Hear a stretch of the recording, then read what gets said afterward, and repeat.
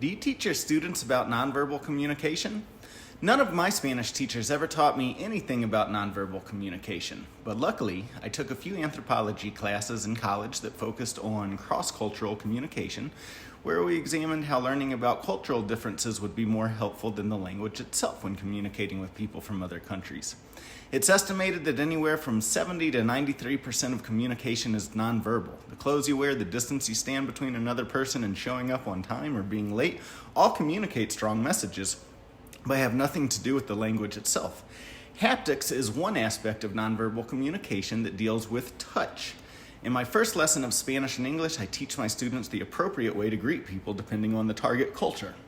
For example, when greeting friends and family in the United States, most Americans would hug each other.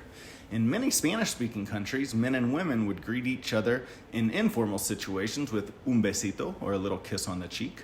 In at least two countries that I've been to, Argentina and Cuba, men might kiss each other on the cheek if they're good friends too, which can be quite shocking for an American. When greeting people in more formal situations like business meetings or perhaps meeting a friend of a friend for the first time, shaking hands tends to be the standard across most Spanish and English-speaking cultures.